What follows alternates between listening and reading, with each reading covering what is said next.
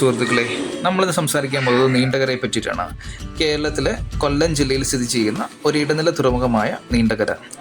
നീണ്ടകര, ശക്തികുളങ്ങര എന്നീ സ്ഥലങ്ങളുടെ ഇരുവശങ്ങൾ ഉൾക്കൊള്ളുന്ന അഷ്ടമുടി കായലിലാണ് ഇത് സ്ഥിതി ചെയ്യുന്നത്. ചരക്ക് ഗതാഗതത്തിനും മത്സ്യബന്ധനത്തിനുമായാണ് ഈ തുറമുഖം ഉപയോഗിക്കുന്നത്. ഒരേ സമയം 500-ലധികം മത്സ്യബന്ധന ബോട്ടുകൾ ഉൾക്കൊള്ളാവുന്ന ഒരു ഹാർബറാണ് നീണ്ടകര ഹാർബർ. അപ്പോൾ ഇന്നത്തെ കാഴ്ചകൾ നീണ്ടകര ഹാർബറിനെ പറ്റിയിട്ടാണ്. എല്ലാവർക്കും നമ്മുടെ ഒരു വീഡിയോയിലേക്ക് സ്വാഗതം. നീണ്ടകര എന്ന പേരിൻ്റെ അർത്ഥം ഒരു നീണ്ട കര എന്നാണ്, ഒരു നീണ്ട തീരം എന്നാണ്. 12 അടി സ്വാഭാവിക ആഴമുള്ള ഈ ഒരു തുറമുഖം പ്രതിവർഷം 1,00,000-ൽ പരം ടൺ അതിൽ കൂടുതൽ മത്സ്യങ്ങളാണ് ഇവിടെ നിന്ന് കൈകാര്യം ചെയ്യുന്നത്. ഇപ്പോൾ തന്നെ നിങ്ങൾക്ക് മനസ്സിലായി കാണുമല്ലോ നീണ്ടകര എന്ന ഒരു ഹാർബറിൻ്റെ പ്രത്യേകത. നീണ്ടകര ഹാർബറാണ് കേരളത്തിലെ ഏറ്റവും വലിയ ഫിഷിംഗ് ഹാർബർ എന്ന് പറയുന്നത്. 16-ാം നൂറ്റാണ്ടിൽ തുടങ്ങിയ വ്യാവസായിക ബന്ധമാണ് നീണ്ടകരയുമായിട്ടുള്ളത്, അതും പോർച്ചുഗീസുകാരുടെ കാലം മുതൽ. നിങ്ങളിപ്പോൾ കാണുന്നതാണ് ഒരു വള്ളം. ഈ വള്ളം എന്ന് പറഞ്ഞു കഴിഞ്ഞാൽ ഒരുപാട് ഉൾക്കടലോട്ടൊന്നും പോവാതെ പിടിക്കുന്ന മീനുകളാണിത്. ഇതിൽ മീനുകൾ എന്ന് പറഞ്ഞു കഴിഞ്ഞാൽ ഐസ് ഒന്നും ഇടാതെ വരുന്ന നല്ല ഫ്രഷ് മീനുകളാണ് നിങ്ങളിപ്പോൾ കണ്ടുകൊണ്ടിരിക്കുന്നത്. നീണ്ടകരയിൽ പോയി കഴിഞ്ഞാൽ നമുക്ക് ഇങ്ങനെയുള്ള 2 തരം, നീണ്ടകര എന്നല്ല, ഒരുപ്പെട്ട പോർട്ടിൽ ഹാർബറിലൊക്കെ ചെന്ന് കഴിഞ്ഞാൽ നമുക്ക് ഇതുപോലെ കാണാൻ പറ്റും. രാവിലെ 5 മണി മുതൽ പകൽ 8 മണി വരെയാണ്. അത് ഈ ഒരു 3-4 മണിക്കൂർ കൊണ്ടാണ് അവിടുത്തെ കച്ചവടങ്ങൾ എന്ന് പറഞ്ഞു കഴിഞ്ഞാൽ. ഇതുപോലെ വള്ളത്തിലൊക്കെ പോയിട്ട് കൊണ്ടുവരുന്ന മീനുകളെല്ലാം ഇതുപോലെ ലേലം ചെയ്ത് കൊടുക്കുന്നു. വള്ളത്തിൽ മാത്രമല്ല, ഇതുപോലെ വലിയ ബോട്ടുകളിലൊക്കെ പോയി മേടിക്കുന്ന മീനുകളെല്ലാം ഈ നേരം കൊണ്ടാണ്, ഈ പറഞ്ഞ സമയം കൊണ്ടാണ് ഇത് ഇവിടുന്ന് ലേലം ചെയ്തു പോകുന്നത്. നോക്കിയാൽ ഈ ചെന്ന സമയത്ത് അയലയുടെ ചാകരയായിരുന്നു തോന്നുന്നു. ഒരുപാട് അയലകളാണ് ഒരുപാട് ഇങ്ങനെയുള്ള വള്ളങ്ങളിൽ കാണുന്നത്.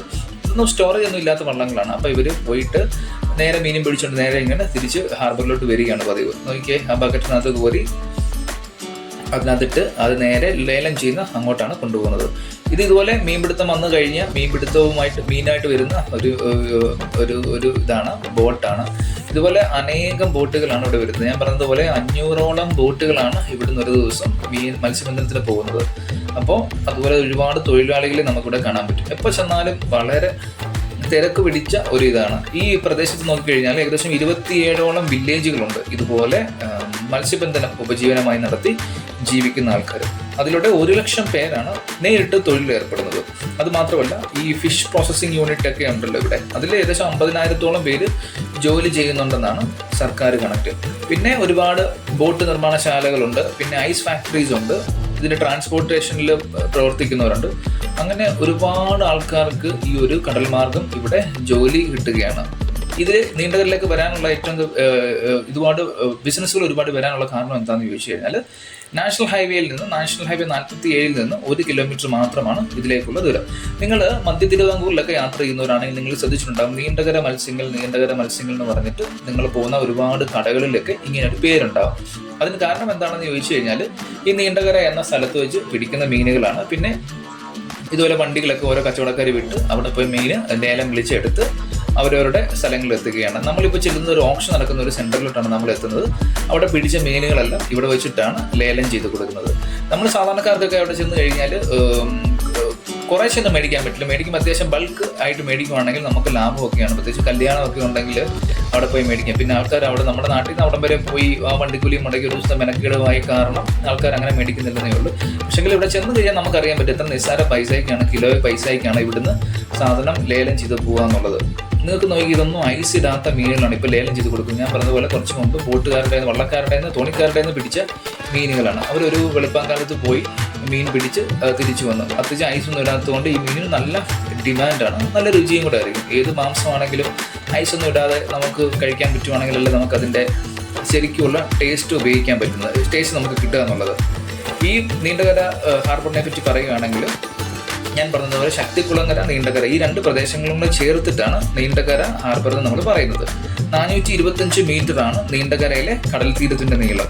407 മീറ്ററാണ് ശക്തികുളങ്ങരയുടെ ആ കടൽ തീരത്തിന്റെ നീളം. അപ്പം ഇത് ഏകദേശം 1 കിലോമീറ്ററോളം 1 കിലോമീറ്റർ ഇല്ല, ഏകദേശം 900 മീറ്ററോളം നീണ്ടു നിൽക്കുന്ന ഒരു തീരമാണ്. അപ്പം ഒരുപാട് മത്സ്യസമ്പത്ത്, ഒരുപാട് പേർക്ക് തൊഴിലും ആശ്രയമൊക്കെയാണ് ഈ കടൽ. ഇതുമായി ഉപജീവനം നടത്തുന്ന എത്ര കച്ചവടക്കാരുണ്ടാവും നമ്മുടെ നാട്ടിൽ. ഞാൻ പറഞ്ഞതുപോലെ ആ ഒരു പ്രദേശത്ത് തന്നെ ഏകദേശം 2 ലക്ഷത്തോളം പേരുണ്ടെങ്കിൽ നമ്മുടെ കേരളത്തിന്റെ പല സ്ഥലങ്ങളിൽ ഇത് വെച്ച് കച്ചവടം നടത്തി ഉപജീവനം നടത്തുന്ന ആൾക്കാർ ഒരുപാടുണ്ട്. പിന്നെ ഇവിടുത്തെ കിടക്കുന്ന മീനുകളുടെ ലഭ്യത എന്ന് പറഞ്ഞു കഴിഞ്ഞാൽ ഞാൻ നേരത്തെ സൂചിപ്പിച്ചതുപോലെ മെയിൻ മത്തി, അയല, ചൂര, നെയ്മീൻ, പ്രോൺസ്, പിന്നെ ക്രാബ്സ്, ഞണ്ടുകൾ, പിന്നെ ഏറ്റവും വില കൂടിയ സാധനമായ ലോബ്സ്റ്റർ, ഇങ്ങനെയുള്ള ഐറ്റംസ് ഒക്കെയാണ് ഇവിടെ സാധാരണഗതിയിൽ ഇവിടുന്ന് കിട്ടുന്നത്. നീണ്ടകര മത്സ്യങ്ങൾക്ക് അത് വളരെ പ്രചാരത്തിലുള്ളത് തന്നെയാണ്. കാര്യം ഞാൻ ഈ പറഞ്ഞതുപോലെ 16-ാം നൂറ്റാണ്ട് മുതൽ ഇവിടെ പ്രവർത്തിക്കുന്നു. ഇത് മറ്റു ഏരിയയിലേക്ക് ഇവിടുന്ന് മീന് ലേലം വിളിച്ച് വണ്ടി വന്ന് ഇവിടുന്ന് കൊണ്ടുപോകുന്നു. ഇന്ത്യയിലെ പല ഭാഗങ്ങളിലേക്ക് ഇവിടുന്ന് പോകുന്നു. കേരളത്തിൽ മധ്യ തിരുവിതാംകൂറിലൊക്കെ ഭൂരിഭാഗം വരുന്നതും നീണ്ടകര, ആലപ്പുഴ ആ ഭാഗത്തു നിന്നുള്ള മീനുകളൊക്കെയാണ്. രാവിലെ ഒരു 4 മണിക്കൊക്കെ ചെന്ന് കഴിഞ്ഞാൽ ബോട്ടുകളൊക്കെ, മീൻ പിടിക്കാൻ പോയ ബോട്ടുകളൊക്കെ ഇങ്ങോട്ട് അടുക്കുന്നതായിട്ട് നമുക്ക് കാണാൻ പറ്റും. പിന്നെ ചെറിയ കച്ചവടക്കാരൊക്കെ നമ്മുടെയൊക്കെ നാട്ടിൻപുറത്ത് കാണാമല്ലോ, തലയിലൊക്കെ മേറ്റി കച്ചവടം നടത്തിക്കൊണ്ട് വരുന്ന ഒരു വണ്ടിയിലൊക്കെ വരുന്നവർ, അങ്ങനെയുള്ള ആ നാട്ടിലെ ആൾക്കാരൊക്കെ ഇവിടുന്ന് ഇതുപോലെ ഹാർബറിൽ പോയി ലേലം ചെയ്തിട്ടാണ് എടുക്കുന്നത്. പിന്നെ നമ്മുടെ നാട്ടിലോട്ടൊക്കെ ഇവിടുന്ന് വലിയ ബിസിനസ് നടത്തുന്നവർ ഇതുപോലെ ഇവിടുന്ന് ഒരുപാട് മീനുകൾ ഒരുപാട് ലേലം വിളിച്ചെടുത്തിട്ട് പിന്നെ വണ്ടിയിൽ നമ്മുടെയൊക്കെ നാട്ടിലെ ഫിഷ് മാർക്കറ്റിൽ കൊണ്ടുവരുന്നു. പിന്നെ ആ മാർക്കറ്റിൽ നിന്നാണ് അവിടെയുള്ള ലോക്കലായിട്ടുള്ള ആൾക്കാർ വന്നിട്ട് അവിടുന്ന് മേടിച്ചിട്ട് പോകുന്നത്. ഞണ്ടുകളൊക്കെ ഇവിടെ എപ്പോഴും സുലഭമാണ്. ഞണ്ടുകളും പ്രോൺസും ഒക്കെ എപ്പോഴും ഇവിടെ സുലഭമാണ്. നമുക്ക് ഇവിടെ വന്നു കഴിഞ്ഞാൽ ഞാൻ പറഞ്ഞതുപോലെ നല്ല ഫ്രഷ് ആയിട്ടുള്ള ഐറ്റംസ് മേടിച്ചുകൊണ്ട് പോകാൻ പറ്റും.